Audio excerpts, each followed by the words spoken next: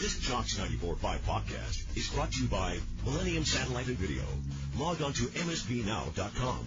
TV excellence everywhere. That's Millennium. McElroy and Cubelic in the morning starts now.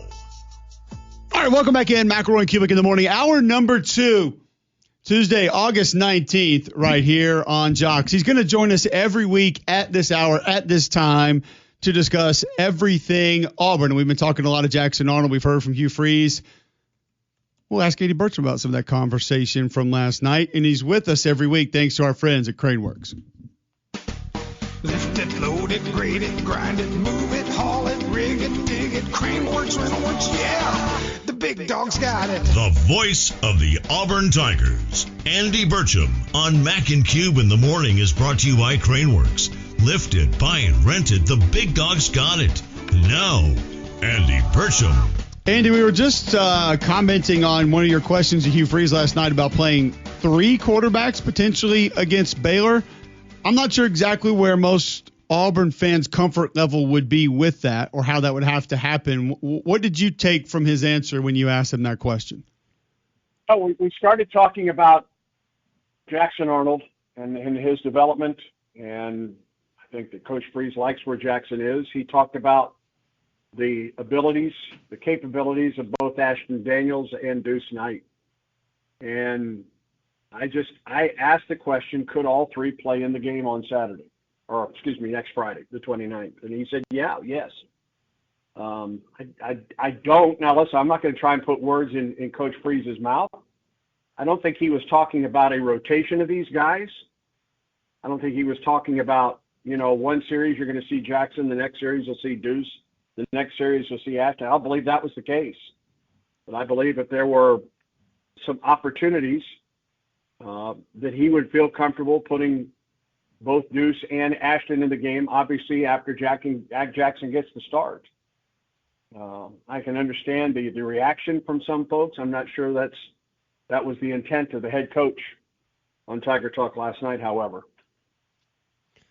Understandable, but when you look at the quarterback and the importance of the quarterback this year, knowing the challenges of last year and the inconsistency we saw from that spot, how important is it to really come out if you're Hugh Freeze and say, this is our guy, doesn't matter what happens, we're sticking with him, he's going to take us where we want to go?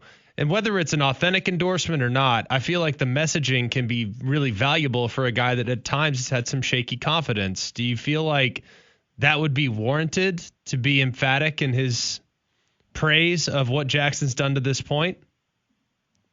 I don't think that's not the case right now. I don't think that was I don't believe that was a slap to Jackson last night. I think it was more of the confidence he has in both Ashton and Deuce if they need to play in a ball game. So I don't think there's any question that Jackson's the guy. I think he's been the guy since he stepped foot on campus. I don't think he's done anything that would warrant him not being QB1 at this point. And I didn't take that as the tone that Hugh Freeze was talking about last night. I think it was he likes that room. He likes the 3 guys that he has this year. QB1 is Jackson Arnold. I don't think there's been any wavering from that ever from the Auburn head coach. Andy Burcham joining us on the Higginbotham Hotline. Going to be with us weekly thanks to our friends at Craneworks as we get set for Auburn Baylor to kick off in less than 2 weeks. What aspects are you hearing more positive things about through this time in camp that maybe you didn't expect to hear? Things that are going a little bit better than what you anticipated they would be? If there is one aspect of this team that perhaps has been the pleasant surprise so far, I think it's Omar Mabson II. The freshman tailback from Auburn High School who declared early, not just declared a semester early, declared a semester and a half early. He would be a senior at Auburn High School this year. And I think they've liked what they have seen from him. So I think that's one aspect that has surprised folks in his development as a true freshman.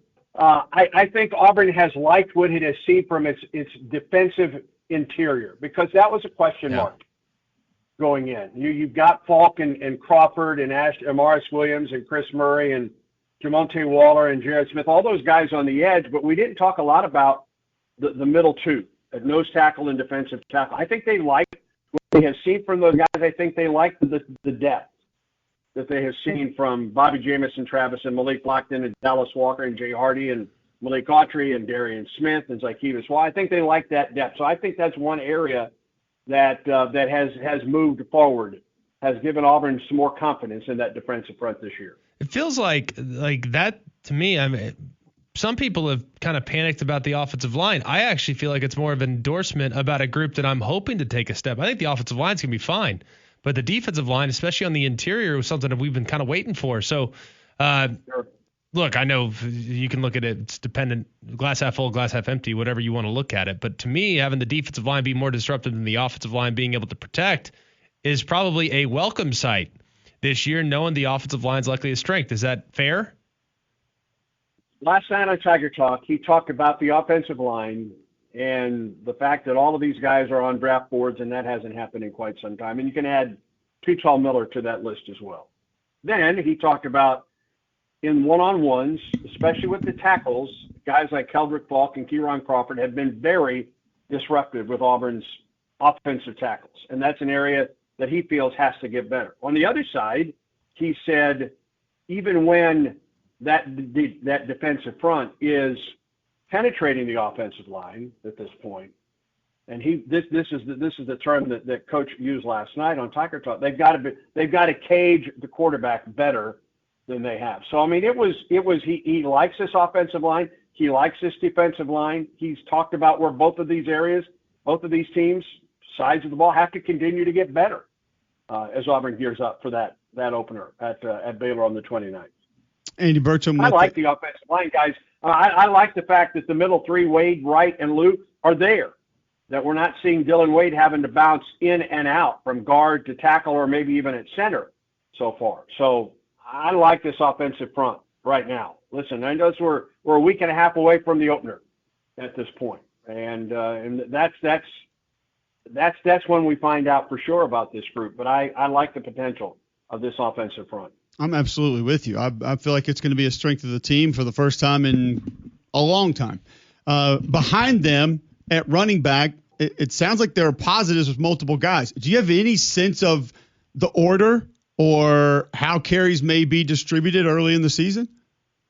Yeah, I don't know about the number of carries and that. I think if there is a pecking order right now, guys, I think it's Damari Alston at 1, Jeremiah Cobb at 2, Darrell Robinson at 3, and I wouldn't be surprised if we don't see Omar Mabson at some point. I think Alvin Henderson's been fighting some injuries, but I think in that order, Alston, Cobb, Robinson, and Mabson are the guys at this point. They like Alston. They like all facets of his game in pass blocking, in catching out of the backfield, how he runs the ball. I think Jeremiah Cobb probably has a different speed once he gets into the open field. I do think, and Hugh Freeze mentioned this last night on Tiger Talk, that he does think that Jeremiah Cobb takes a big step forward. I'm not saying he's a big step forward beyond Damari Alston, just takes a big step forward for Auburn. And then we'll see what Darrell Robinson. I mean, Darrell was not here, or he was here, but was injured during the spring, and so he's just getting his first action through preseason camp. And now with classes starting yesterday, they get into the routine of class and everyday practice at this point. So I think Alston, Cobb, Robinson, and Mabson in that order at this point. Let's look at just kind of this week 1 game against Baylor. I know we're going to hit it again next week, but I don't think Cole and I can possibly build this one up anymore. The importance, the challenges, how big this game is for Baylor and frankly for the Big 12 as a whole. What's been the messaging from the staff to the team about Baylor, about the importance of starting fast and being at your best week 1, because anything less than that will potentially lead to a loss? I think, and I can't speak to the message to the team because I'm not privy to that. But I think the message to everybody else, and we all know that the Hugh Freeze is pretty transparent with his thoughts. I think this is a huge game for Auburn. When you play this game and then you come home and you've got 2 games against Ball State and South Alabama, and then you start the gauntlet of the Southeastern Conference. And it starts with 2 straight games on the road at Oklahoma and A&M. Then you get the open date first or the second weekend. You have Georgia, then Missouri, at Arkansas, Kentucky, at Vanderbilt, before you get to the 22nd November and Mercer, and then, of course, the Iron Bowl on the 29th. I think for a confidence standpoint, I think for a momentum standpoint, I think it's an enormous game for this team right now. With all the questions that folks have about this Auburn team, I think this Auburn team wants to go out and prove a lot of people wrong. I mean, this is a game that both Auburn and Baylor are receiving votes, but are not in the top 25. I don't think that matters to these 2 teams. This is a huge game for both. Is it a do or die game? I'm not going to say that, because we've seen a lot of teams lose early and rebound and play well. But I think just from a confidence standpoint, from a momentum standpoint, I think this is an enormous game for Auburn. It's Auburn's first road game in an opener, true road game, where you're playing on an opponent's home field since 2002, when Auburn opened at USC. So this is just – Auburn has had those neutral site games down in Arlington and a couple in Atlanta, but this is the first time that Auburn has opened up at an opponent's home field since 2002. It's going to be a fun one. Excited for you to be on the call for it. We'll get your thoughts on it next week when you join us, but we know each and every week, Andy, you're going to be joining us thanks to our friends at CraneWorks. And CraneWorks is the most trusted name for crane and equipment rental in the Southeast for over 30 years. They have a fleet of cranes ranging from 2.5 tons to 500 tons.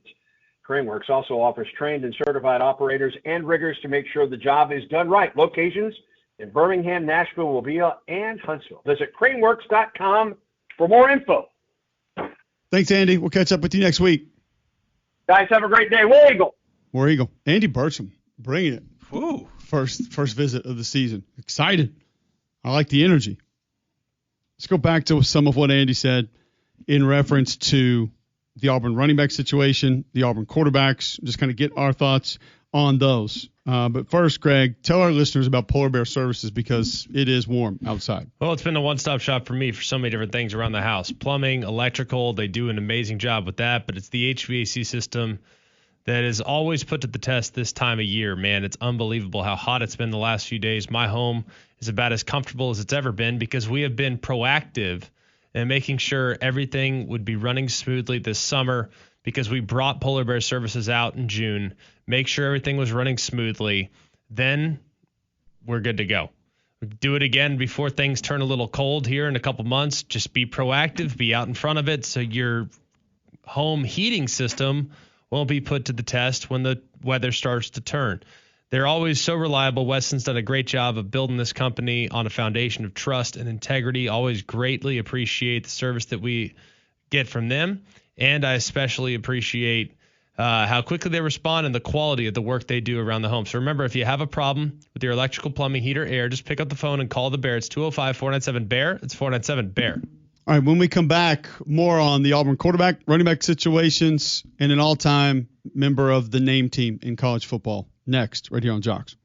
Go inside Jocks 94.5 on Jocks TV. Morning Jocks, Mac and Cube, and three-man front video simulcasts are presented by Bill Smith Buick GMC and Game Day Men's Health. Watch on the Jocks mobile app and YouTube by searching Jocks 94.5 TV. Just saw the commercial on ESPN for college football season begins August 23rd. Yeah, that's right around the corner. So that brings to my question. Who's the first team that's going to go week -1? What? Week -1. Oh, so from 0 to -1? I want to know who's going to go week -1 first. That feels like a Stanford thing. Stanford, Hawaii. Week 0, yeah. Stanford, Hawaii, week -1. You gotta you probably need different time zones involved in that somehow for whatever reason. I got news for you. I can tell you who's not calling that game. Who? Your crew or my McDonough? crew? I heard McDonough on Red Sox last night. Yeah, he's doing some Red Sox. Well, yesterday afternoon, my kids watched the Apple TV Plus has an awesome deal where that shows you all the highlights from all the MLB games, but it's not just like the 3 home runs. Yeah. It's the big plays and like how runs were generated. And so like my 5-year-old loves it. He has to watch it every day. And I was like, oh, that's Sean McDonough. And they thought I was talking like, where?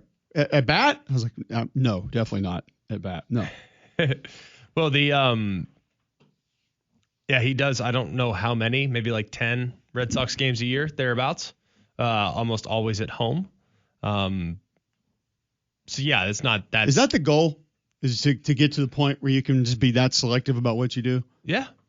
Is that the Howard Stern treatment? Yes. Okay. I will work from home Tuesday, Wednesday, Thursday, and I will not go 4 hours. I'll go 3 hours, and you'll like it. And by the way, you're not canceling my $500 million contract. Thanks for showing up.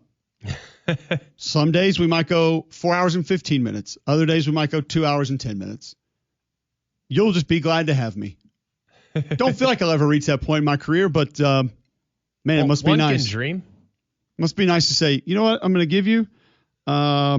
Here are the 5 SEC games I'm going to be doing this year. Bare minimum. And if you need me for a playoff game, if it's not up north, sure, I'm in. National championship game on radio, I guess. Depends on what else is going on. But, okay. Could have a basketball game that day. Roll over NFL Monday night games? Yeah, I'll give you a doubleheader, I guess. I could do one of those. Possibly.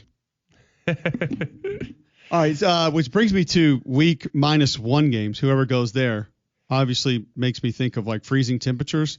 I forgot to bring this up yesterday when I was doing prep for my first game. Maybe an all-timer on the names list for college football this year. Georgia State has a safety named D. Icy Hopkins. As in like F. Murray Abraham, like As initial? in the letter D -huh. -ICEY Hopkins. Oh, okay. Which brings me to a very important question about this. Is he cold or not? Not like DeColdest Crawford. He is absolutely the coldest. You could tell we that. know that. Right, yeah. That DeColdest is Crawford. clearly stated in the name. This is some reverse psychology happening that I'm very confused about. Is he icy or has he been de-iced? The de-icer gets rid of the ice. When you de-ice your windshield, Right, yeah. they're when you sit there on the tarmac and they're saying we're de-icing the plane, we're Yeah. taking the ice off of it. So de-icy, was he once icy and now he is not? That's possible. I have a feeling that there may be some individuals in the fourth quarter of this game have to have this conversation.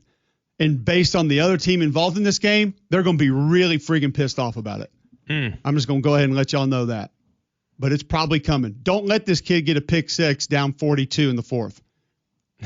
Y'all going to hit mute quick on that one. Promise you. Yeah. You wonder why Oxford hates you. There you go. I don't wonder, actually, and I'm over it. But either way, I just need to know if D. Icy Hopkins is cold or not. That's the question. Greg, your answer. I think he's probably pretty solid. Yeah. Chili? Chilly. Freezing. John? Warm or cold? That's all I need to know. You sure it's not dicey? Like, I don't know how it could be if you have the. You know Like what? he Maybe takes that's the bones it. and goes in the parking no, lot? maybe that's it because this whole conversation's dicey because you don't know which way to go. So Maybe, that's the whole yeah. point of it. Yeah. I feel like we need to meet with him.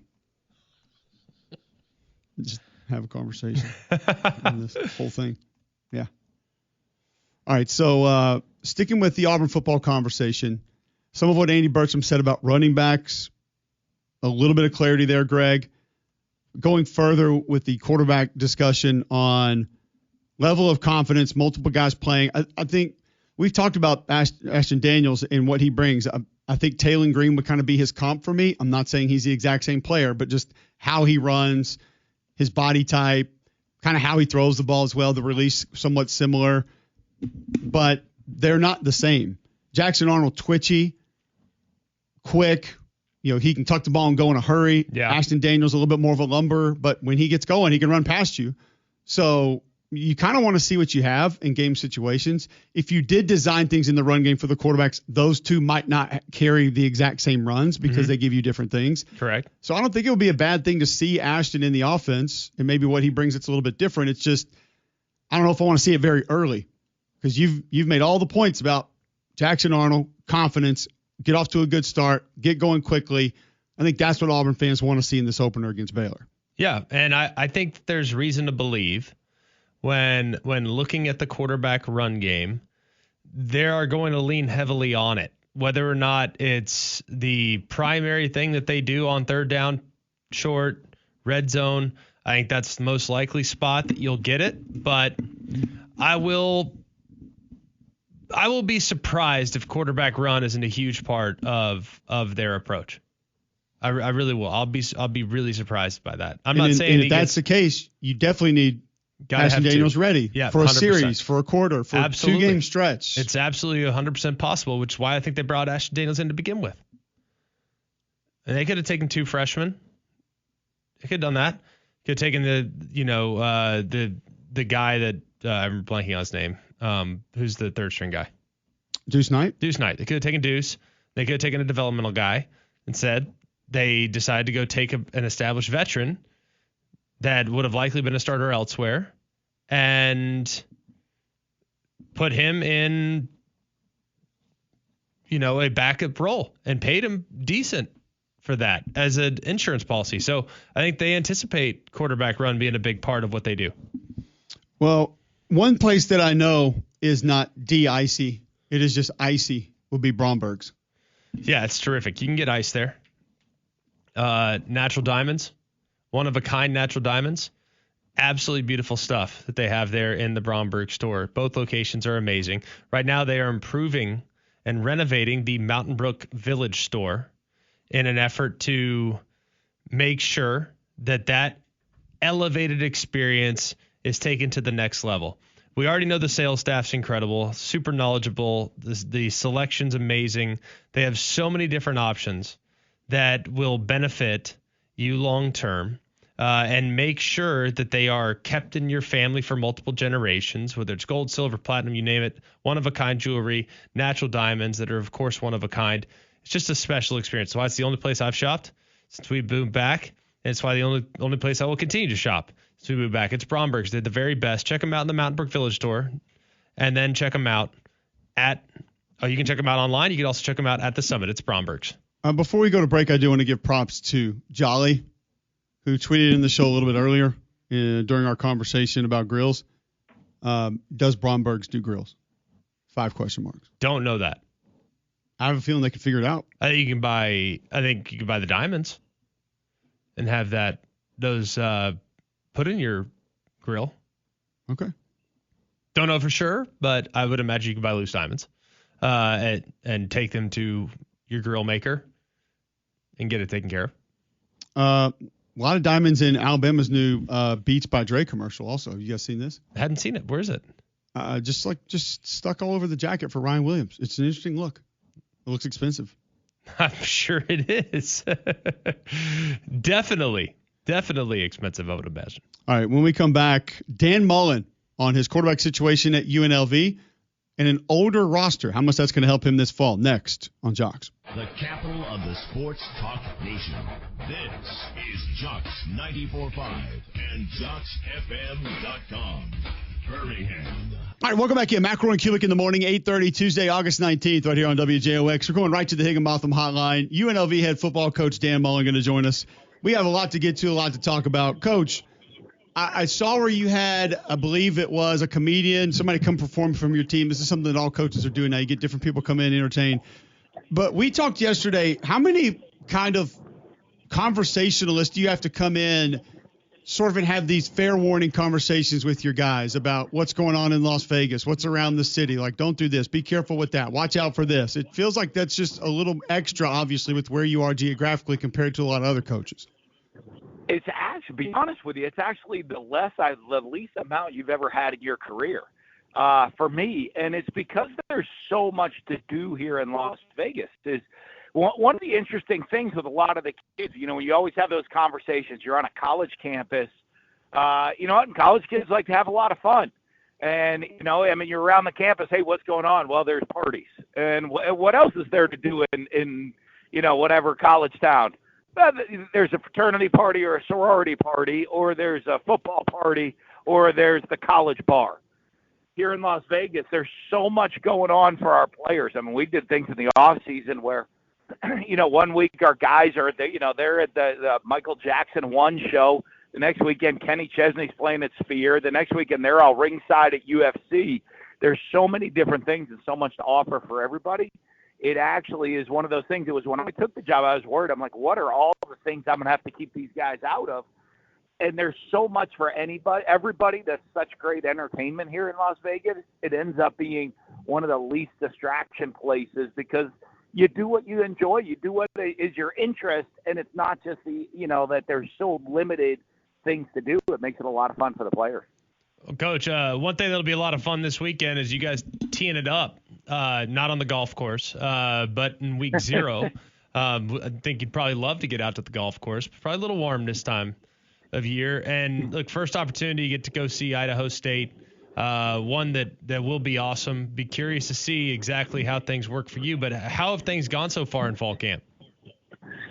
It's gone pretty good. I'm excited to see how we do, too. I have no idea. Like, everyone's like, boy, how are we? I think we could be okay. But, this time of year, all you've done is gone against each other. When you add in the OTAs and all that stuff, you're pushing there like 50 times you've been out on the field going against each other. And, so you're like, oh, we're running the ball really well. Or is our D-line not very good? Or, like, oh, we're struggling throwing it.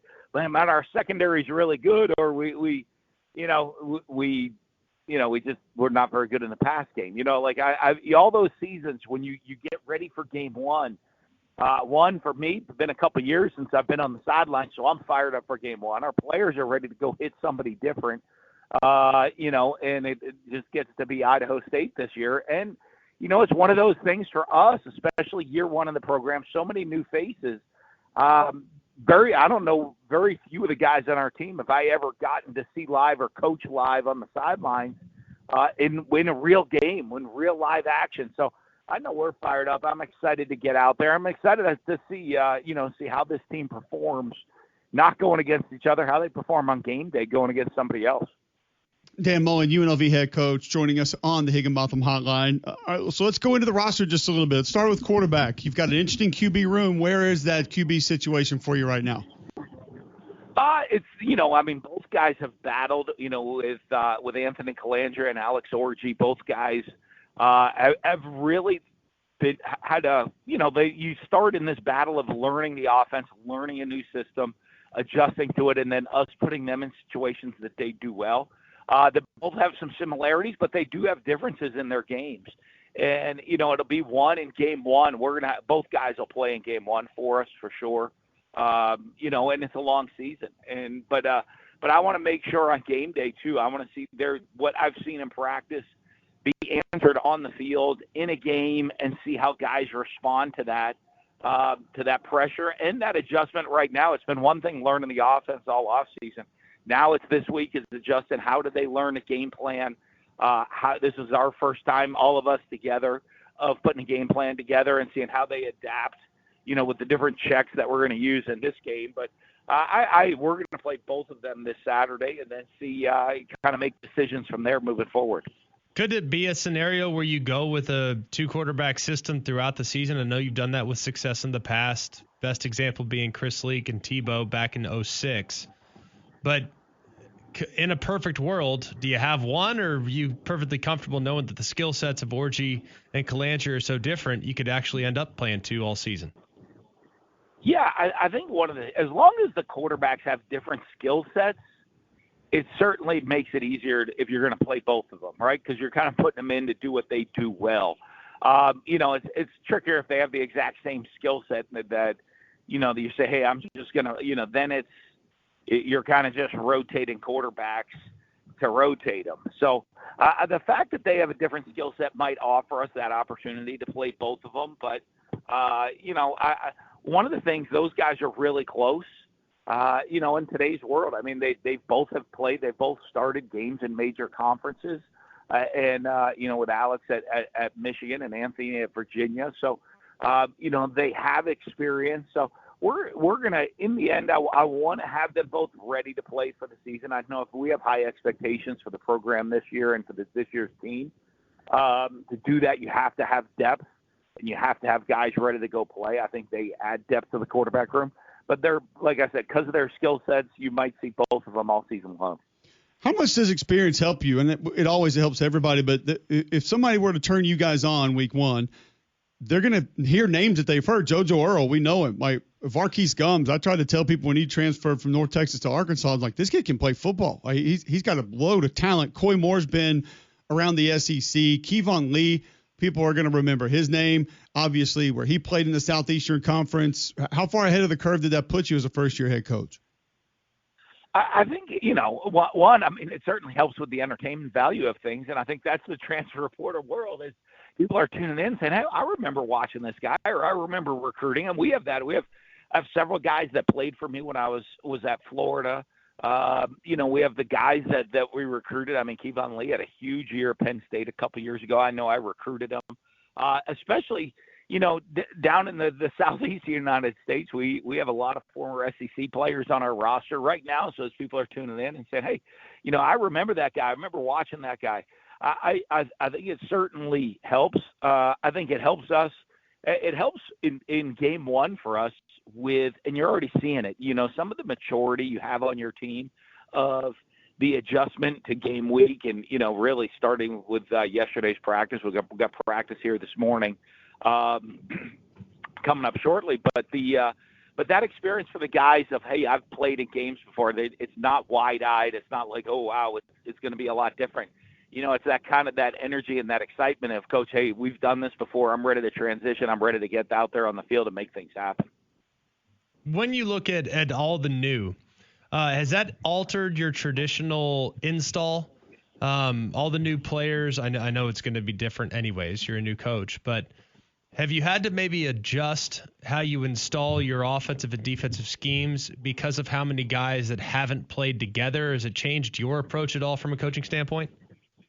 Yeah, just a little bit. You kind of go at the pace of the players, and then you try to talk as coaches and say, hey, all right, what do we have to control as coaches because I don't want to put it on these guys' shoulders, or they're not ready to have all of it thrown onto their shoulders, and a lot of it, especially at the quarterback position, or you get a little wordier, of saying that you have maybe taking some of the flexibility away, at a receiver. Hey, we're gonna call this play, but depending on where you put your split, there's three or four different ways you could run this route. And during the course of the game, I'm going to let you adjust to all three different ways on your own. I think when you have guys that are really experienced, they're sitting there and they're saying, hey, I know all the different ways I want to run this route in the course of a game. Our guys, they're still learning it. So, we're going to kind of adjust that more and maybe control it as coaches a little bit more. Some of the flexibility, even with the quarterbacks, some of the checks, some of the things, and that, like, hey, if you can get to something automatically if you see and you like it because they're comfortable in the offense. It limits you that way a little bit. But I think that's a lot is the new way of college football. When you see very rarely do you have a quarterback going into his fourth or fifth year in the system or in the program. If you do, what a benefit that is. That, I mean, when you get into Greg, as a quarterback, you walk into year 3 and even year 4 into the system, the coaches go through installation. You're like, okay, hey, let's get to installation 7 and let me know how I can check and use it on every single play, not just the basis of teaching it. So you do kind of maybe hold the reins a little bit tighter as a coach with everybody, with all the new faces. Would you ever address a quarterback taking the field or in practice with anything along the lines of, hey, don't mess this up. Hey, be careful here. Hey, don't hurt our field position. Hey, don't throw an interception. Don't turn the ball over. Would that ever be a part of sort of your delivery to a quarterback? Yeah, every play. I always tell the guys, I know everybody hates it. All I want our quarterback to be is a great game manager. And now, And I think that is the most poorly understood used term in all of football. A manager, like anything, right, that does anything, or anybody that's in charge of any organization, they need to put us in a position. A game manager puts us in a position and does what it takes for us to win the game. So if they go out there and all you need to do is check us into the right play and hand the ball off, let's do that, right? If you need to check the ball down on a play, let's do that. They play guys in the NFL a lot of money. I tell our quarterbacks to check the ball down. Hey, if there's a minute 45 left in the game and we're down 6 and I need to throw it on your shoulders to win and you need to be a superstar, go do that and carry the team. The game manager needs to do whatever it takes for our team to win. And that includes when to be smart, when to take chances, when to be aggressive. I think those are all of the things. And all the time I'm looking at the quarterback and saying, the understanding and learning when it's time to maybe take a chance with the ball and when it's time to be conservative and protect the ball. Those are some of the most important things that quarterbacks have to learn, and you look at all of the top guys. Patrick Mahomes, you go turn on his highlight film, he does special things. You go watch him in the course of a game, he's checking the ball down left and right, here and there, not until he needs to, and then he does it. And so that's one of the things I think of all the guys I've had throughout the years is when you have time is really making sure they understand, hey, it's time to push the ball down the field. Hey, it's time to just check it down and take what they give us. Hey, it's time to scramble and make something electric happen, or it's time to just throw the ball away, or just, hey, we're going to check into a run and take what the defense gives us and play field position. So that's one of the things that you're constantly on that I'm always with the quarterbacks on, of how to handle every situation and manage the course of the game for us. Coach, we appreciate the time. I know it's early out there in Las Vegas. How have you just enjoyed all of it, though? I'm interested to know. Do you have time to? Has it been cool to get around the city? Like, is it better than you imagined? I've just always wondered, living in Las Vegas, what it would really be like. We think it'd be cool. Some people say it's annoying. I just don't know. I love it.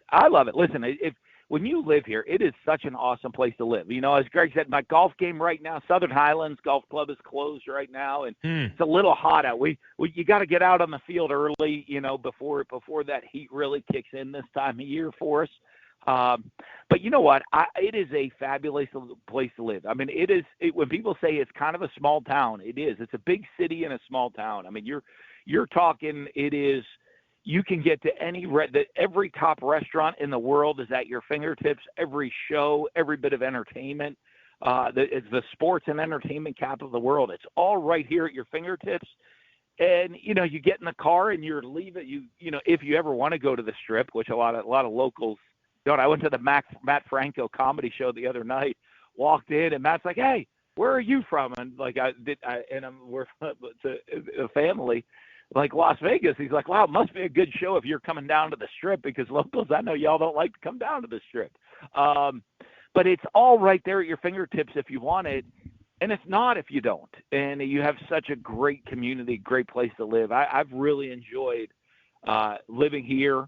And I think the family now, we just finally got into our house. So the family's just moved out here finally full time to start the school year. So my wife and kids are all out here starting school, and everybody's really enjoying it. Just be careful, Coach. We're on in Alabama. Coaches can't play golf. I don't know if you're aware of that or not.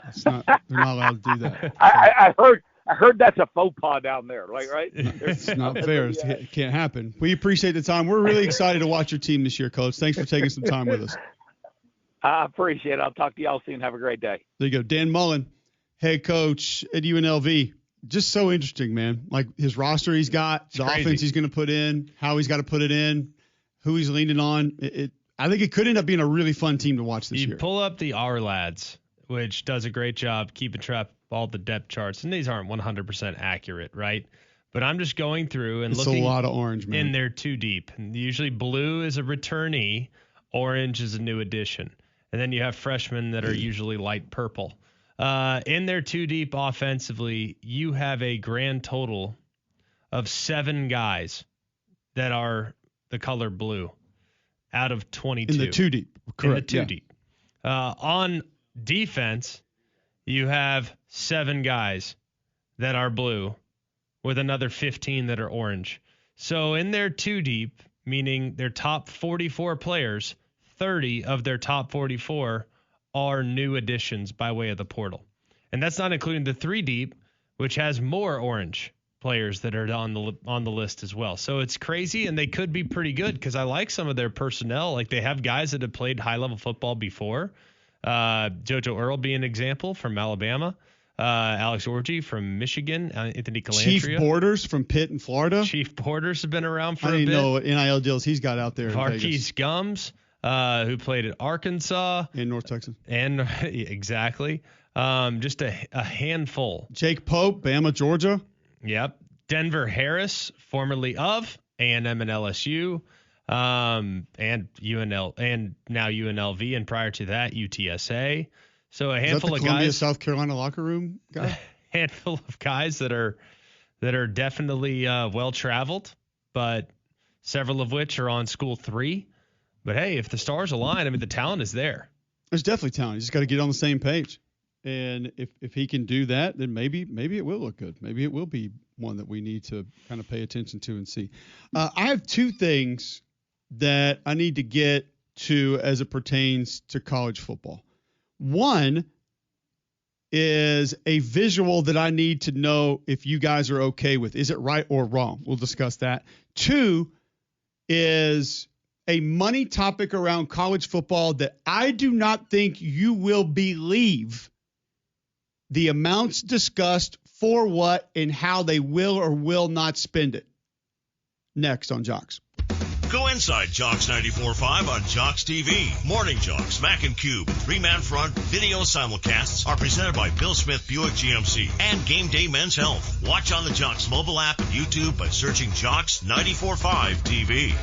All right, welcome back in. McElroy and Cubelic in the morning. I quickly want to get to, we mentioned Ryan Williams and his Beats by Dre commercial that's out. Florida also has one. A couple other schools are putting theirs out. DJ Lagway is in the Florida version. He's carrying a duffel bag that almost looks as though it's supposed to be some sort of weathered alligator skin, like a denim, faded, weathered alligator skin bag. You guys mostly don't believe it is or is supposed to be alligator skin. I think there's a chance it could be some sort of like different version of alligator skin. John said it's homemade. I can guarantee you that is not the case. I'll get to the bottom of it and find out where he got it and how much it costs. It looks like it's homemade, like someone not. like knitted or crocheted. Not for him in this commercial. What would you put the over-under at that for that bag, Greg? I'm going to say 1,500. Over. Over? Okay. Yeah. I'll find out. Bags are expensive. Yeah, especially designer. Real expensive.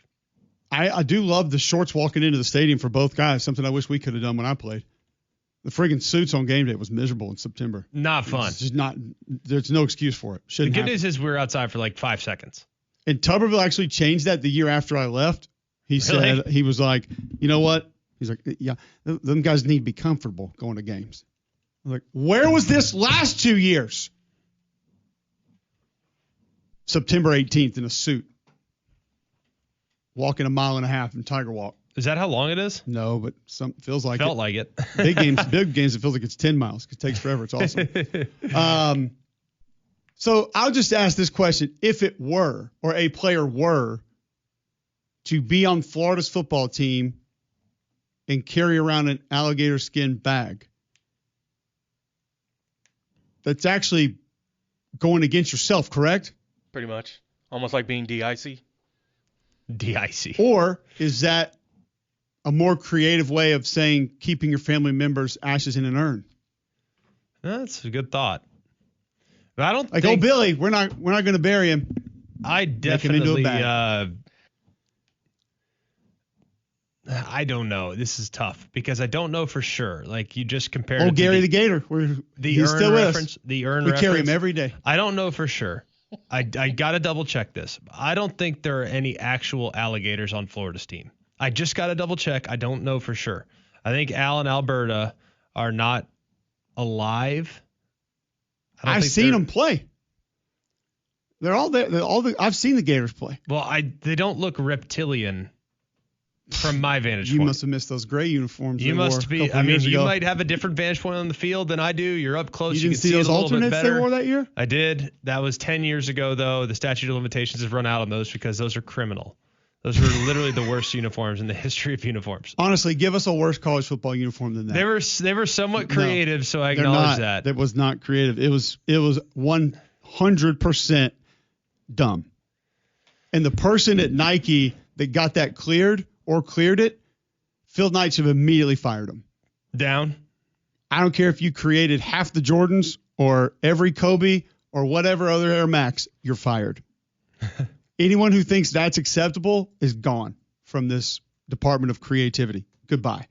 Done. You're secretary now. Seriously, give me a worse college uniform than that. Oregon's had some doozies. A couple people have tried some weird ones. I will say, anybody who ever tries to wear the leather helmet look in a real helmet, dumb. Down on that. Don't do that. It does not look good. Why? It has a face mask, so it's not a leather helmet. Stop. But that's the worst uniform I've ever seen in the history of college football. It's probably up there. Now, interesting, creative, thoughtful, perhaps, not applicable. My biggest struggle with uniforms is mostly when teams don't wear their colors. That's my biggest challenge. Like, to me, when Oregon is playing for the national championship wearing icy whites that were beautiful, I might add, with a silver feathers, I don't even know who that team is. That they're not wearing their colors that I associate with Oregon, which are green and yellow with a little orange. That's where I struggle. Whoa, look at this Wisconsin giant logos on the shoulders. See, now those are fire. That's I've like never seen that one before. That's like if you're watching on YouTube, there that is. Whoa. Virginia Tech orange camo, also bad. I will say, those Wisconsin helmets right there with the giant, regular those. capital W. And with the W in the middle of the jersey with the number. Yeah, the number's small. It's like it's not bad. It's like rugby jersey. It's like a hockey jersey with the C is actually your number. You're talking like that BYU wear colors that aren't yours? Like purple? Those were their colors for a little bit. They went to a navy. Terrible.